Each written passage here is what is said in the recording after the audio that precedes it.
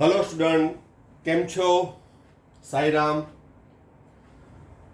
Last time આપણે રાસાયણિક સંયોગીકરણના નિયમોની અંદર આપણે અભ્યાસ કર્યો દ્રવ્ય સંચયનો નિયમ અથવા દ્રવ્ય સંરક્ષણનો નિયમ, નિશ્ચિત સંરચનાનો નિયમ અને સરળ ગુણક પ્રમાણનો નિયમ. ત્યારબાદ અગત્યનો નિયમ કે જે કોમ્પિટિટિવ એક્ઝામની અંદર પણ છે, આ નિયમ રિલેટેડ ક્વેશ્ચન પૂછાયેલા છે અને પૂછાઈ શકે. તો બરાબર ધ્યાન રાખજો. ચાલો આપણે શરૂ કરીએ. નેક્સ્ટ સંયોગીકરણનો નિયમ, ગેલ્યુસેકનો કદનો નિયમ. આ નિયમ છે ઈસવીસન 1808 ગેલ્યુસેકે રજૂ કર્યો હતો. શું કીધું હતું એને? તો કે સમાન તાપમાન અને દબાણે વાયુરૂપ પ્રક્રિયક, શબ્દ વાપરું છું, વાયુરૂપ પ્રક્રિયક. પ્રક્રિયક છે એ ઘન, પ્રવાહી કે વાયુ હોય, પણ અહીં ક્યાં લેવાના? વાયુરૂપ પ્રક્રિયકના અણુઓના કદ અને મળતી વાયુરૂપ નિપજના અણુઓના કદ એક સાદા ગુણોત્તરમાં હોય છે. એને આપણે આગળ જતા તત્વયોગમિતિ ગુણોત્તર પણ કહેશું. પણ તત્વયોગમિતિ બધા રાસાયણિક સમીકરણ માટે લાગુ પડે. જ્યારે ગેલ્યુસેક છે એ ફક્ત કેના માટે લાગુ પડશે? વાયુરૂપ પ્રક્રિયક અને વાયુરૂપ નિપજના અણુ. તો ફરીથી શું? સમાન તાપમાને અને દબાણે વાયુરૂપ પ્રક્રિયકના અણુઓના કદ અને મળતી વાયુરૂપ નિપજના અણુઓના કદ એક સાદા ગુણોત્તરમાં હોય છે. તો નિયમ તો એકદમ ઈઝી છે, કદાચ વાંચી જાવ તો પણ આવડી જાય. પરંતુ આપણે એનું ઉદાહરણ લઈએ એટલે એ નિયમ છે સંપૂર્ણ રીતે સ્પષ્ટ થઈ જશે. તો ચાલો આપણે એનું ઉદાહરણ લઈ લઈએ.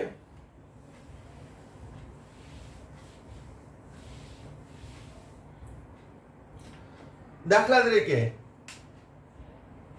H2 ગેસિયસ, Cl2 ગેસિયસ,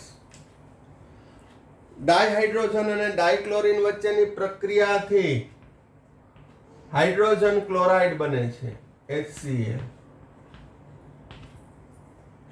તો પહેલા આપણે સંતુલન કરવું પડે. હાઇડ્રોજન 2 છે, ક્લોરીન 2 છે, અહીંયા 1 છે, તો અહીંયા આગળ કેટલા કરવા પડે? 2. તો અહીં ધારો કે એક કદ હાઇડ્રોજન છે તો એક કદ ક્લોરીન છે. તો એક કદ હાઇડ્રોજન વપરાય, એક કદ ક્લોરીન વપરાય અને 2 કદ છે એ હાઇડ્રોજન ક્લોરાઇડ ઉત્પન્ન થાય. હવે કદમાં હું લઉં, ફોર એક્ઝામ્પલ કે જો હું 100 ml ડાયહાઇડ્રોજન લઉં તો 100 ml ડાયક્લોરીન વપરાશે અને હાઇડ્રોજન ક્લોરાઇડ કેટલો ઉત્પન્ન થશે? એનાથી બમણો, એટલે કે 200 ml. કારણ શું? અહીંયા કદ ગુણોત્તર કેટલો છે? 1:1:2. પ્રક્રિયકનો 1:1, નિપજનો 2. ધારો કે અહીંયા 50 ml લઉં તો અહીંયા ડાયક્લોરીન પણ કેટલો વપરાશે? 50 ml. અને હાઇડ્રોજન ક્લોરાઇડ કેટલો ઉત્પન્ન થશે?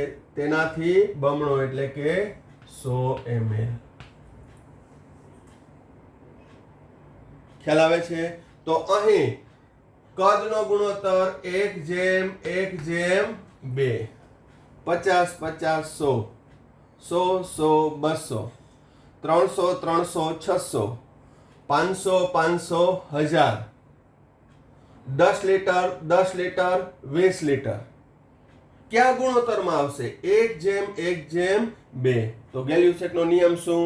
સમાન તાપમાને અને દબાણે વાયુરૂપ પ્રક્રિયકના અણુઓના કદ અને મળતી વાયુરૂપ નિપજના અણુઓના કદમાં એક સાદો ગુણોત્તર રહેલો હોય છે અને આ જ પ્રમાણમાં છે પ્રક્રિયા કરે.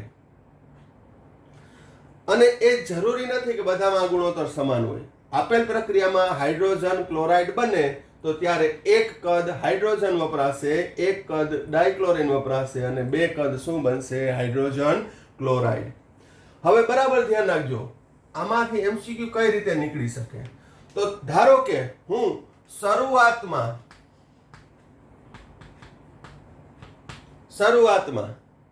મારી પાસે 50 ml ડાયહાઇડ્રોજન છે, જ્યારે ક્લોરીનનો જથ્થો વધારે છે, 100 ml છે,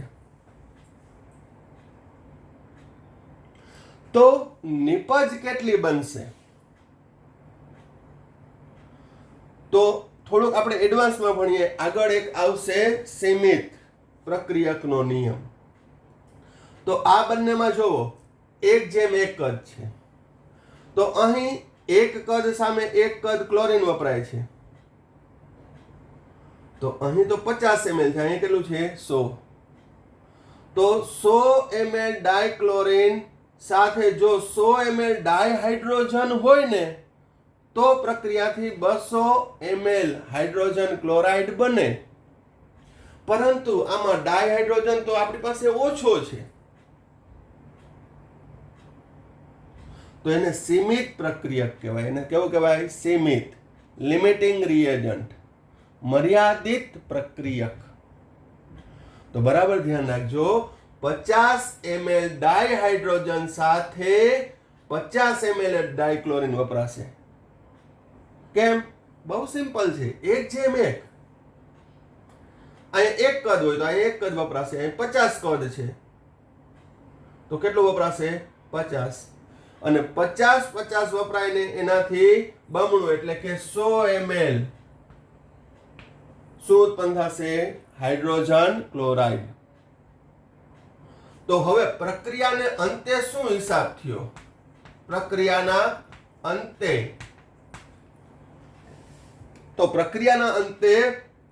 જે સીમિત પ્રક્રિયક હતો, લિમિટિંગ રિએજન્ટ હતો, મર્યાદિત માત્રામાં, તો એ બધું વપરાઈ જશે. એટલે ડાયહાઇડ્રોજન કેટલો રહેશે? 0. પરંતુ ડાયક્લોરીન છે એ તમારી પાસે કેટલો હતો? 100 ml હતો. એમાંથી ડાયહાઇડ્રોજન સાથે કેટલો વપરાણો? 50. તો અહીંયા બાકી કેટલો રહેશે? 50 ml. અને 100 ml શું ઉત્પન્ન થયું? Hydrogen chloride. ખ્યાલ આવે છે કે હજી એક સ્ટેપ લખું? ઓકે, ચાલો હજી એક થોડુંક તમને સાવ બેઝિક લઉં. શરૂઆતમાં 50, 100 અને અહીંયા કાંઈ નતું. વપરાતા પ્રક્રિયક આ બાજુ લખું, ઉત્પન્ન થતી નિપજ.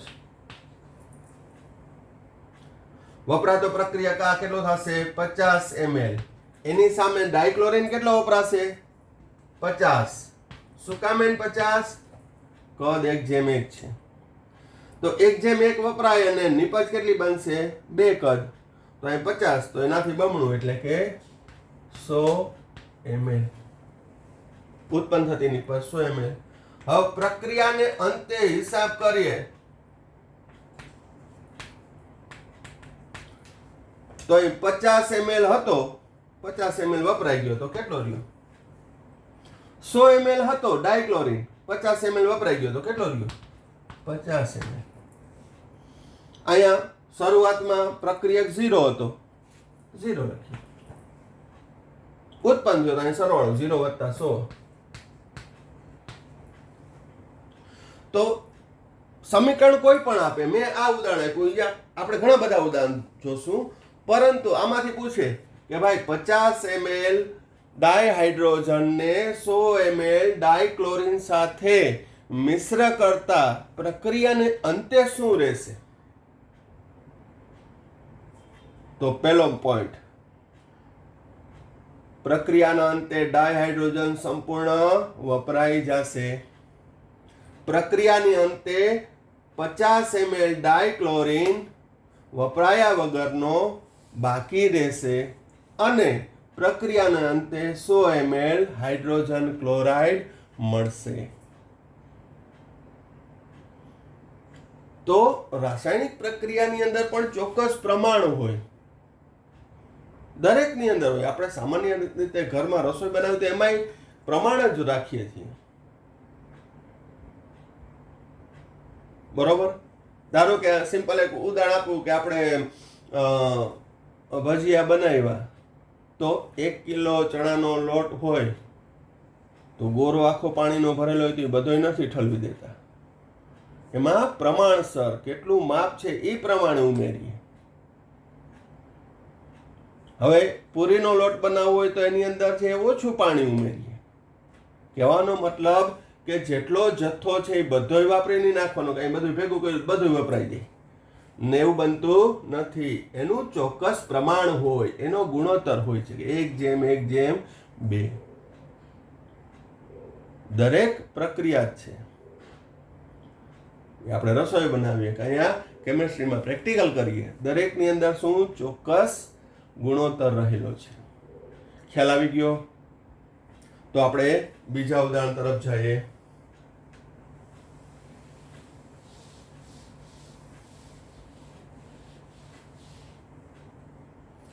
બીજું ઉદાહરણ લઉં. ડાયહાઇડ્રોજન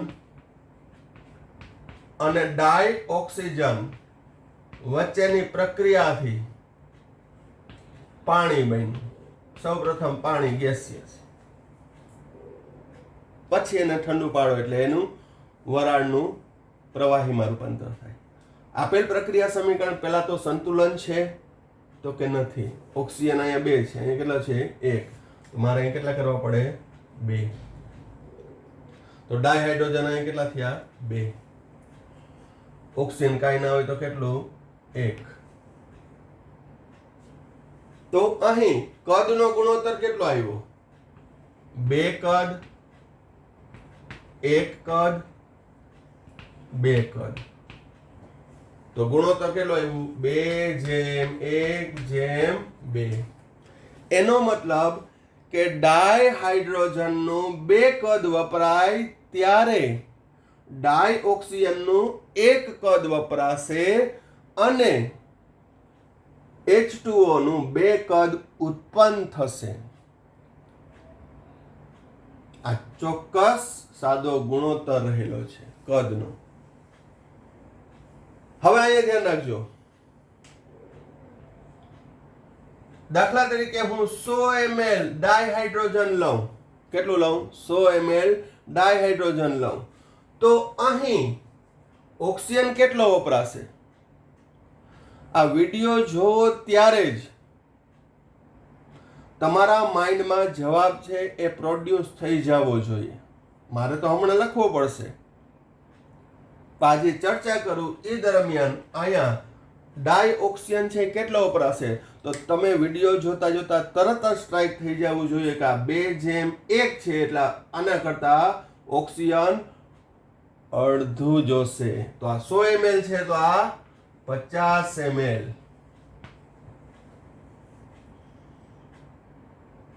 ખ્યાલ આવે છે? કેટલાના મગજમાં જવાબ ઉદ્ભવ્યો હતો કે 50 ml? આશા રાખું કે બધાને ઉદ્ભવ્યો હોય કે ના 50 ml. જ્યારે H2O નું કેટલું કદ ઉત્પન્ન થશે? તો અહીં મોલ પ્રમાણ જો 2:1:2 કદ પ્રમાણ. તો અહીં ડાયહાઇડ્રોજન અને પાણીના અણુઓના કદ સમાન છે 2:2. તો આ 100 ml ડાયહાઇડ્રોજન હોય તો આ પણ કેટલું ઉત્પન્ન થશે? 100 ml.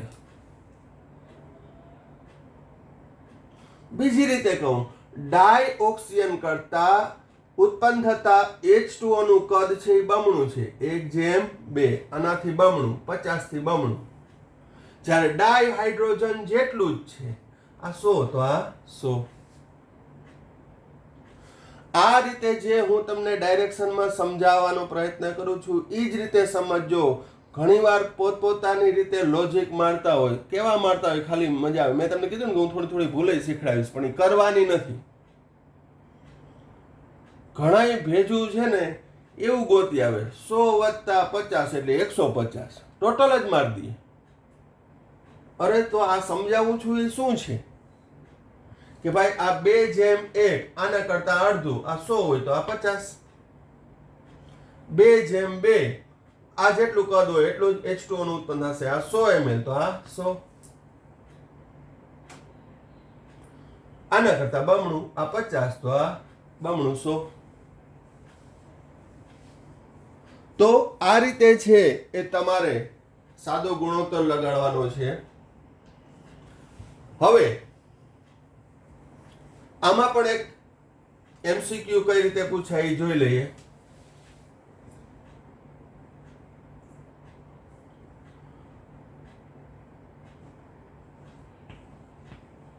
$50 ml 50 ml આ શરૂઆતનું કદ છે.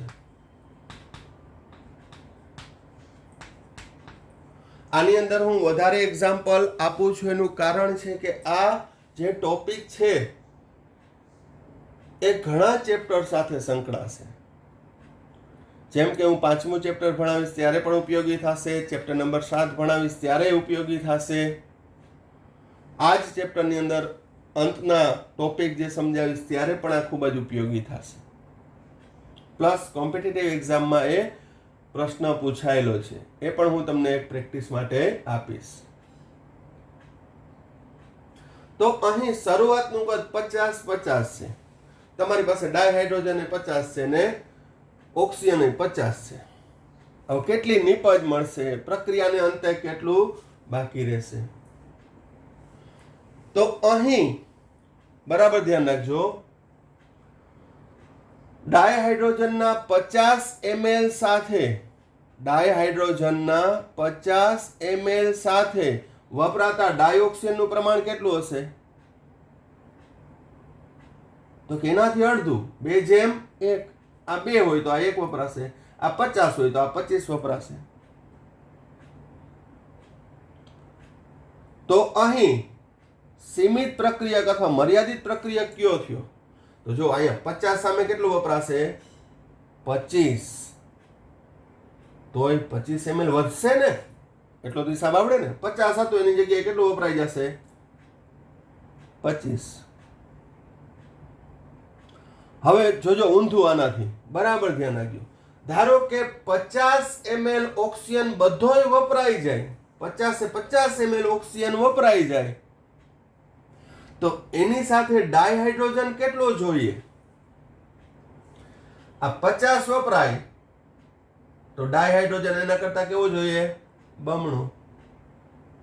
તો આ 50 ml વપરાઈ જાય તો આ કેટલો? 100 જોઈએ. પણ 100 આપણી પાસે હોવો જોઈએ ને. કેટલો છે? 50 ml જ. સમજાય છે? મેં બે શક્યતા કીધી. પેલી કઈ? તો કે 50 ml ડાયહાઇડ્રોજન સાથે વપરાતા ડાયોક્સિજનનું પ્રમાણ કેટલું છે? તો કે 25. કેમ? તો કે 2/1. આ 2 કદ વપરાય તો આ 1, એનાથી અડધું વપરાશે. 50 થી અડધું 25 વપરાશે.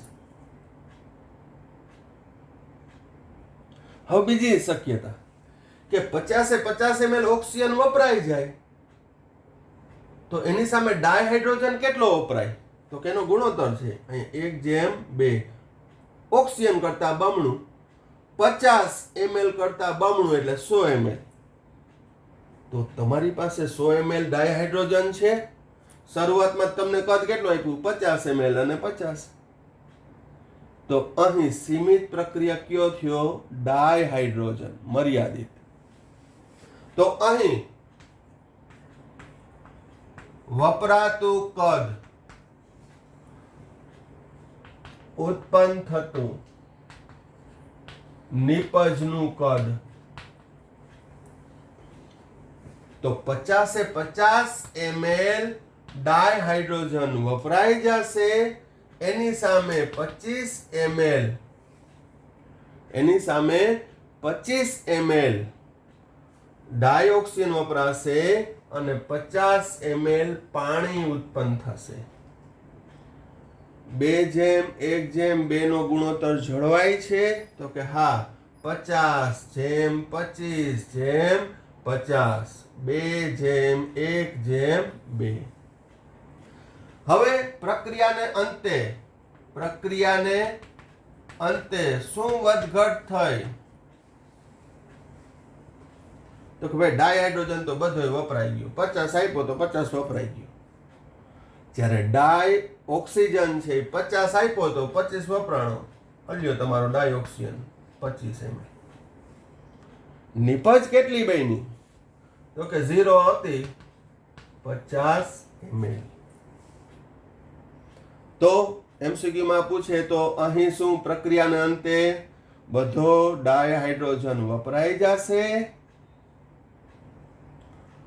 25 ml ડાયોક્સિજન બાકી રહેશે પ્રક્રિયા થયા વગરનો, અને 50 ml શું વપરાશે?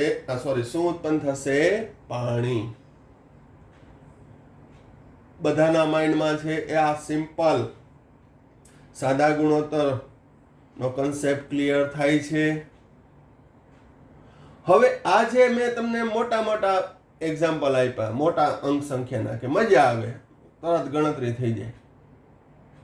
પણ નાના નાના આપ્યા હોય કે 1.35 ને 2.38 ને, તો પણ તમારે કન્સેપ્ટ આ જ લગાડવાનો.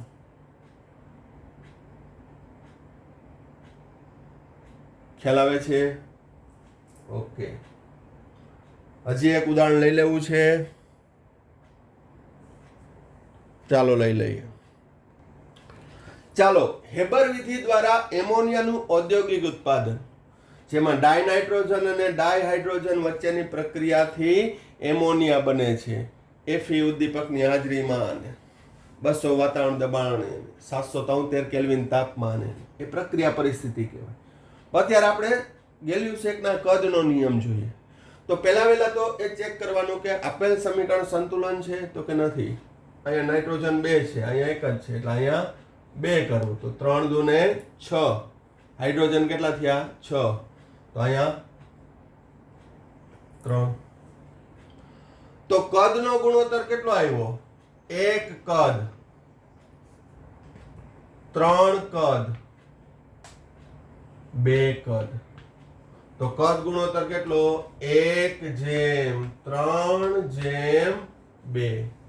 એનો મતલબ કે ડાયનાઇટ્રોજન 1 કદ વપરાશે ત્યારે ડાયહાઇડ્રોજન 3 કદ વપરાશે, અને નિપજ 2 કદ મળશે. તો અહીં નાઇટ્રોજન અને નિપજ એમોનિયાનું કદ ગુણોત્તર કેટલો? 1:2. ડાયનાઇટ્રોજન જેટલો વપરાય ને એનાથી બમણું નિપજ મળશે. અહીં ડાયહાઇડ્રોજન વપરાય એનાથી કદ 2 કદ, તો 3:2. 3:2. 1:2/3. આમ ઢાંકી દો. 3:2. 1:2/3. તો ડાયહાઇડ્રોજન કરતા 2/3 નો ભાગમાં મળશે. ચાલો આમાં પણ થોડીક મોટી અંક સંખ્યા લઈ અને જોઈએ. હવે આમાં પણ તમે જવાબ લાઈવ સોલ્વ કરતા જાજો જ્યારે વિડીયો જોવો ત્યારે. 40 ml ડાયનાઇટ્રોજન સાથે ડાયહાઇડ્રોજન કેટલો વપરાશે? આજે મેં પ્રશ્ન પૂછ્યો, વચ્ચે થોડો ગેપ આવે તો એ દરમિયાન તમારા મૌખિક રીતે જવાબ તૈયાર કરજો જ્યારે વિડીયો જોવો ત્યારે. એનાથી એક ફાયદો થશે કે તમારા માઇન્ડની શાર્પનેસ વધશે, તમારી વિચાર શક્તિ છે એક્સટેન્ડ થશે. અહીંયા હું બધું કહી દઉં તો તમે તો એ વિચારો જ નહીં. આપણે વિચારવાનું છે, આપણા માઇન્ડને સ્ટ્રેચ કરવાનું છે. તો 40 ml ડાયનાઇટ્રોજન સાથે વપરાતા ડાયહાઇડ્રોજનનું કદ કેટલું હશે? તો કે 1:3. શું સર લાંબુ કરો છો? 4×12 120 ml. તરત જ જવાબ આવી ગયો. તો બહુ મોડું કરો છો.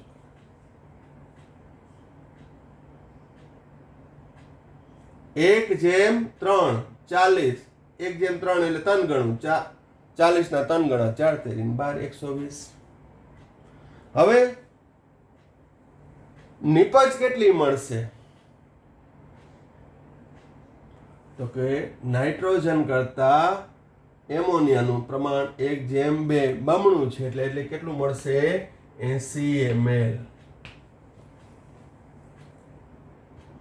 1/3/2. તો અહીં તમારે 1/3/2 કદ યાદ રાખી લ્યો, પછી એના આધારે ગમે તેટલું કદ આપ્યું હોય, અહીંયા તો મજા આવે એવી ગણતરી છે. બીજું એક એક્ઝામ્પલ આપું કે ધારો કે હાલો 150 ml ડાયહાઇડ્રોજન સાથે વપરાતા નાઇટ્રોજનનું પ્રમાણ કેટલું? તો 3/1. અહીંયા 1 લઉં તો આ 1/3 થાય, ટૂંકમાં ત્રીજા ભાગનું. ડાયહાઇડ્રોજન કરતા ડાયનાઇટ્રોજન ત્રીજા ભાગનો વપરાય, તો 150 નો ત્રીજો ભાગ આપણે બધાને આવડે, કેલ્ક્યુલેટર કે કઈ જરૂર ના પડે. નિપજ તો કે 100 ml.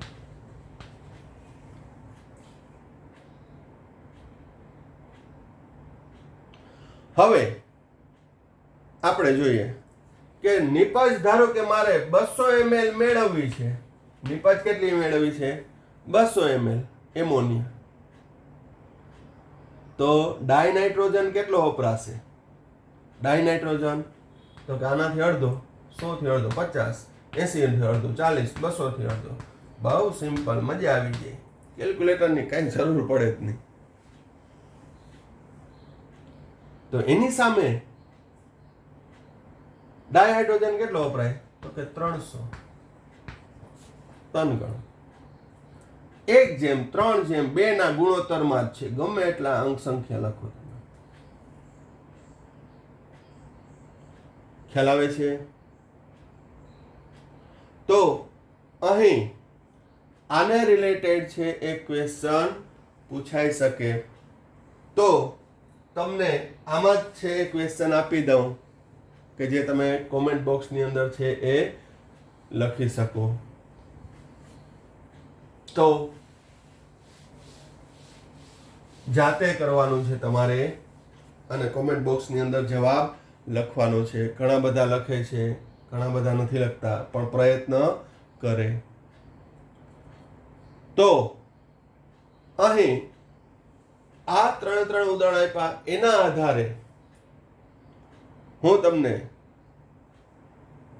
એક MCQ આપીશ કે જેમાં તમારે જવાબ આપવાનો છે. દાખલા તરીકે અહીં 30 ml ડાયનાઇટ્રોજન, 30 ml ડાયહાઇડ્રોજન વચ્ચે પ્રક્રિયા થઈ, એમોનિયા બને, તો પ્રક્રિયાના અંતે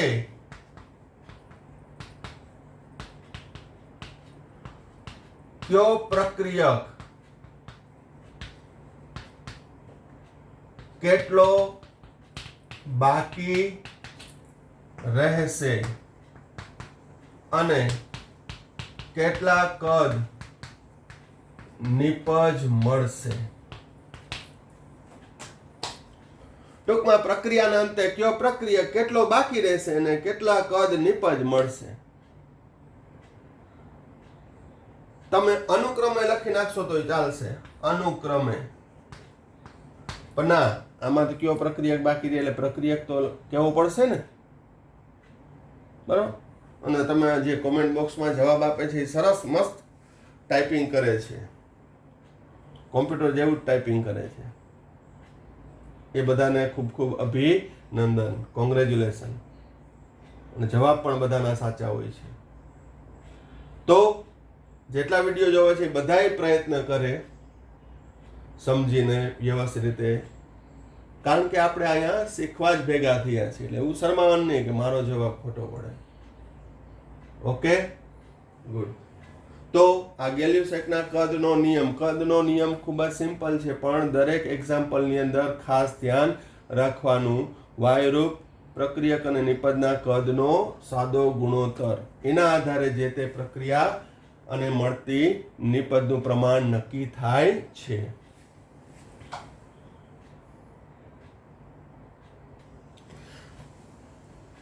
ચાલો હવે અગત્યનો રેફરન્સ, આ રેફરન્સ એ લખવાનો ખૂબ જ અગત્યનો છે. જ્યાં જ્યાં આપણે વાયુરૂપ ઘટકો ભણશું ત્યાં ત્યાં આવીને ઉભો રહી જશે.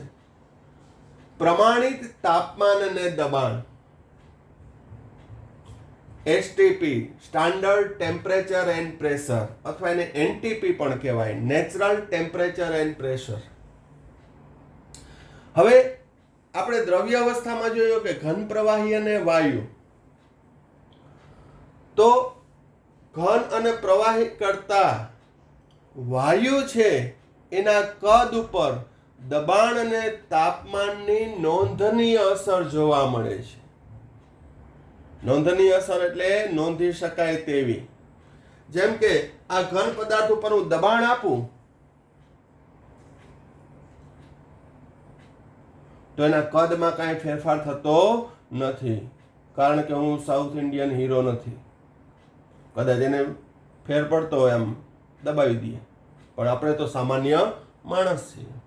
તો ઘન પદાર્થ ઉપર દબાણની અસર થશે નહીં. એવી રીતે પ્રવાહી ઉપર પણ દબાણની અસર નહીં થાય. પરંતુ એક તમને સિમ્પલ ઉદાહરણ આપું કે ભાઈ, એક સિલિન્ડરની અંદર આ પિસ્ટન રાખી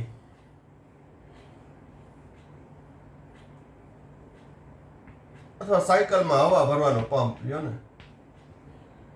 આપણે બહુ પિસ્ટન અત્યારે બહુ નથી કરવું, મગજ નથી હલે. આ હવા ભરવાનો પંપ છે. તો અંદર અવકાશ હોય ત્યાં વાયુની હાજરી હોય, બધાને ખબર છે. અને મેં તમને કીધું કે વાયુનું કદ કેટલું થશે પાત્રના કદ મુજબ. એ વાયુનું કદ V1 કહું. શું કહું? V1. એમાં હું ઉદાહરણ આપી દઉં કે 2 લીટર છે, ચાલો. પણ હવે દબાણ એટલે એકમ ક્ષેત્રફળને લંબ રૂપે લાગતું બળ, બળના છેદમાં ક્ષેત્રફળ, એકમ ક્ષેત્રફળને લંબ રૂપે લાગતું બળ, આમ દબાણ આપું છું તો પિસ્ટન નીચું જશે. દબાણ આપ્યું મારી તાકાત મુજબ,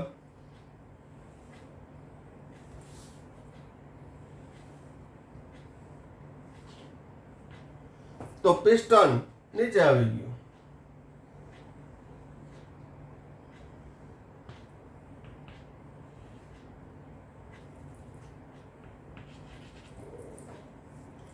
તો હવે કદ કેટલું થઈ ગયું? V2. V2 કેટલું હશે? V1 કરતા ઓછું હશે ને? આ રહ્યું દેખાય છે ગેપ. દાખલા તરીકે 1 લીટર થયું. પાછું દબાણ હટાવી લઉં તો હજી નથી, તો કદ વધશે. ટૂંકમાં વાયુરૂપ દ્રવ્ય ઉપર દબાણ વધારતા કદ ઘટશે, દબાણ ઘટાડતા કદ વધે. દબાણ વધારો તો કદ ઘટશે. તો અહીં કદ અને દબાણનો વ્યસ્ત સંબંધ આવ્યો. આ કન્સેપ્ટ બધાય કામ આવશે, એટલે લાંબી ચર્ચા કરું. ડાયરેક્ટ એસટીપી મારે નથી કહી દેવું. આ બધું નોલેજમાં રાખજો. શું? તો કે વાયુ પર દબાણ વધારતા તેનું કદ ઘટે છે, દબાણ ઘટાડતા કદ વધે છે.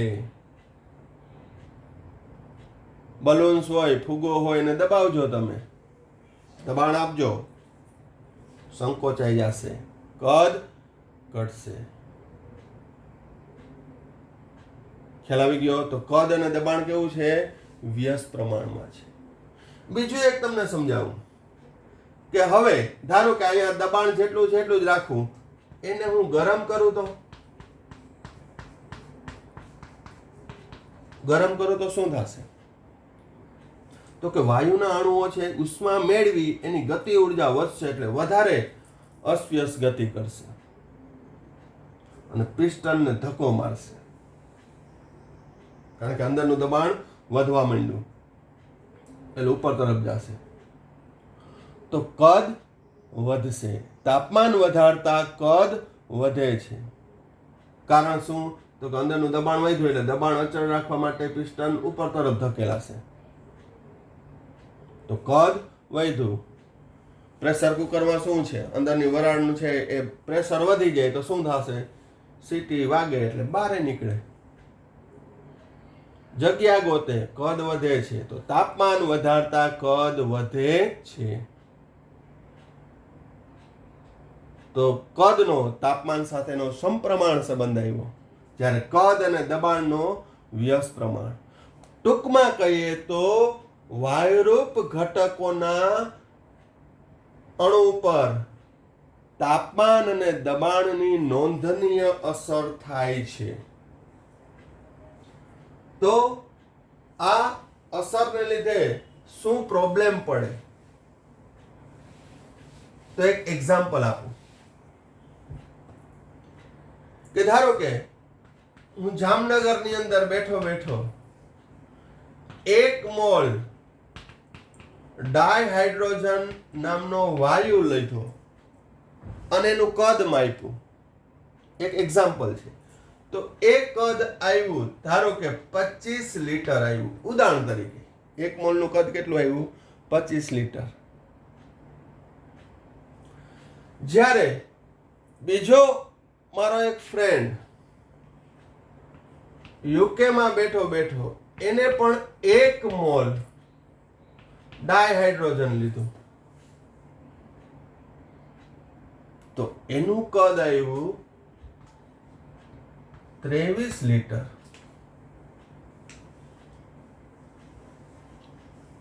જામનગરમાં 1 મોલ હાઇડ્રોજન વાયુનું કદ કેટલું? 25 લીટર. અહીંયા યુકેમાં 1 મોલનું કદ 23 લીટર. માથાકૂટ થઈ ગઈ કે બેયના કદ, આમાં જથ્થો તો સરખો લીધો, 1 મોલ લીધો, 2 ગ્રામ લીધો હાઇડ્રોજન, તોય કેમ કદ જુદું જુદું? પછી ખબર પડી કે અહીંયા જામનગરની અંદર હું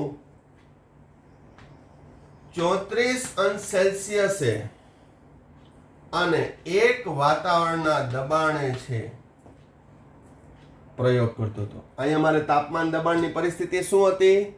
34°C અને 1 વાતાવરણ દબાણ. જ્યારે યુકે ની અંદર છે એ ટેમ્પરેચર 15°C હતું, જ્યારે દબાણ છે એ 0.9 વાતાવરણ હતું. એક એક્ઝામ્પલ આપું. કહેવાનો મતલબ કે તાપમાન અને દબાણની પરિસ્થિતિ જુદી જુદી જગ્યાએ જુદી જુદી હોય, બધાય સમજી શકે. હજી 10મા 15મા માળે છે એ પ્રેક્ટિકલ લેબ હોય તો ત્યાં વાતાવરણ દબાણ ઓછું હોય, અંડરગ્રાઉન્ડ લેબ હોય તો ત્યાં દબાણ વધુ હોય. તો દરેક જુદા જુદા સ્થળે તાપમાન અને દબાણની પરિસ્થિતિ જુદી જુદી હોય. આ ઉપરાંત સવાર, બપોર, સાંજ જુદા જુદા સમયે પણ તાપમાન દબાણની પરિસ્થિતિ સમાન રહેતી નથી. તો તાપમાન અને દબાણ બદલાય એટલે હમણાં જ મેં તમને ઉદાહરણ આપ્યું, વાયુનું કદ બદલાવાનું છે. અને વાયુનું કદ બદલાય તો પરિણામોની સરખામણી કરી શકાતી નથી. ભલે મેં જથ્થો 1 મોલ લીધો, આ ભાઈબંધે 1 મોલ લીધો, પરંતુ કદ કેવા મળે છે? જુદા જુદા. આથી વૈજ્ઞાનિક વ્યવહારમાં જુદા જુદા સમયે, જુદા જુદા સ્થળે જુદું જુદું તાપમાન અને દબાણની પરિસ્થિતિને લીધે વાયુના કદ પણ કેવા મળે છે? જુદા જુદા. આથી એક સમાન જળવાઈ રહે એ માટે વૈજ્ઞાનિકોએ પ્રમાણિત તાપમાન અને દબાણ નક્કી કર્યું. આ સ્ટાન્ડર્ડ ટેમ્પરેચર એન્ડ પ્રેશર એ ફક્ત કેના માટે લાગુ પડશે? વાયુરૂપ ઘટકો માટે. તો એ તાપમાન કેટલું છે નક્કી કરેલું તો કે 0 અંશ સેલ્સિયસ 0 અંશ સેલ્સિયસ એટલે કે 273 કેલ્વિન તાપમાન 0 અંશ સેલ્સિયસ 273 કેલ્વિન તાપમાન અને 273.15 લેવાય છે ત્યારે એ પછી દાખલા ઉપર આધાર રાખે છે જ્યારે દબાણ છે એક વાતાવરણ બરાબર 1.013 બાર બાર છે એ દબાણનો એકમ છે હું લખાવતો ને કે 1.013 બાર તો અહીંયા 1 ને 2 લખે એક વાતાવરણ બરાબર કેટલું 1.013 બાર બાર છે એ દબાણનો એકમ છે બરાબર 760 મિલીમીટર પારાની ઊંચાઈ બરાબર 760 ટોર બરાબર 1.013 ગુણ્યા 10⁵ પા એટલે પાસ્કલ તો આ દબાણના એકમો છે એક વાતાવરણ સમુદ્રની સપાટીને સમાંતર બેરોમીટર જે દબાણ માપક યંત્ર છે એ રાખવામાં આવે તો જે દબાણ મળે છે એને કેવું કહેવાય વાતાવરણનું દબાણ એ વાતાવરણના દબાણે બેરોમીટરમાં ભરેલા પારાની સપાટી કેટલી હોય છે 760 મિલીમીટર 76 સેન્ટીમીટર પારાની ઊંચાઈ તો ત્યારે એ દબાણને કેવું કહેવાય છે એક વાતાવરણ દબાણ તો તમે જુદા જુદા સ્થળોએ જુદા જુદા સમયે ગમે ત્યારે પ્રયોગ કરો વાયુ ઉપર પરંતુ એ દરેક વાયુના મૂલ્યને કેમાં રૂપાંતર કરી નાખવાનું તો કે 0 અંશ સેલ્સિયસ તાપમાને અને એક વાતાવરણ દબાણે અથવા તો 1.013 બારમાં તો આ જે પ્રમાણિત કરેલા તાપમાન અને દબાણના મૂલ્ય 0 અંશ સેલ્સિયસ 273 કેલ્વિન એક વાતાવરણ અથવા અન્ય જુદા જુદા એકમો એને કહેવામાં આવે છે પ્રમાણિત તાપમાન અને દબાણ standard temperature and pressure natural temperature and pressure તો જ્યાં જ્યાં વાયુરૂપ ઘટકો આવશે ત્યાં ત્યાં આ કન્સેપ્ટ આવીને ઊભો જ રહેશે તો મેં તમને કીધું કે હમણાં કદ ગમે તેટલું હોય પરંતુ હવે એસટીપીએ શબ્દ વાપરું છું એસટીપીએ 1 મોલનું કદ કેટલું થશે તો એ આપણે જોઈએ એસટીપી માઇન્ડમાં ખ્યાલ આવી ગયો કે ઝડપથી ક્વિક રિવાઇઝ કરી દઉં એસટીપી એટલે શું છે તો કે જુદા જુદા તાપમાન અને જુદા જુદા દબાણે વાયુના કદ સરખા ન આવે આથી વૈજ્ઞાનિક વ્યવહારમાં કદનું એક સમાનતા જળવાય તે માટે પ્રમાણિત કરેલું તાપમાન 0 અંશ સેલ્સિયસ અથવા 273 કેલ્વિન અને પ્રમાણિત કરેલું દબાણ એક વાતાવરણ અથવા 1.013 બાર 760 મીમી 760 ટોર અથવા 1.013 ગુણ્યા 10⁵ પાસ્કલ તો અહીં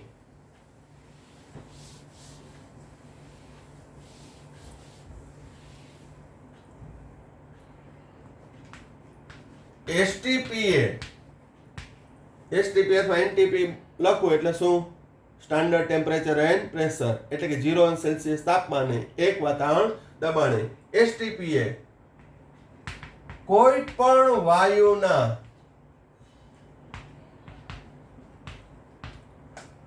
એક મોલ નું કદ 22.4 લીટર થાય છે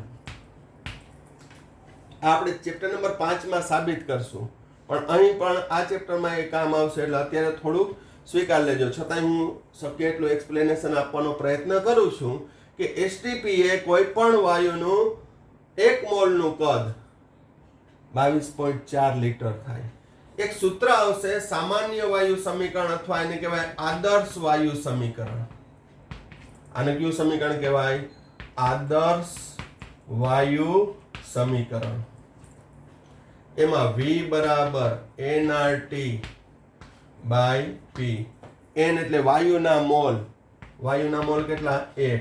R એટલે વાયુ અચળાંક છે 0.082. વાતાવરણ લીટર પ્રતિ મોલ કેલ્વિન એ અચળાંક છે, વાયુ અચળાંક. T STP એ તાપમાન કેટલું લેવાનું? કેલ્વિનમાં 273 અને દબાણ કેટલું? 1 વાતાવરણ. હવે મૂલ્ય મૂકશો ને આમાં 1 ગુણ્યા 0.082 ગુણ્યા 273 ભાગ્યા 1 એટલે આવશે 22.4 લીટર. પછી વાયુ ગમે તે હોય, વાયુની પ્રકૃતિ ઉપર એટલે પ્રકાર ઉપર આધાર રાખતું નથી. કોઈ પણ વાયુ 1 મોલ હોય એટલે વાર્તા પૂરી. કદ કેટલું? 22.4 લીટર. પછી ડાયહાઇડ્રોજન હોય, ડાયઓક્સિજન હોય, ડાયક્લોરિન હોય, ડાયનાઇટ્રોજન હોય, ડાયહાઇડ્રોજન ક્લોરાઇડ હાઇડ્રોજન ક્લોરાઇડ હોય. ગમે તે વાયુની વાત કરો, CO2, SO2, NO2, ગમે તે વાયુની વાત કરો, 1 મોલ હોય એટલે વાર્તા પૂરી. કેટલું થશે એનું? 22.4 લીટર. ક્યારે? STPA.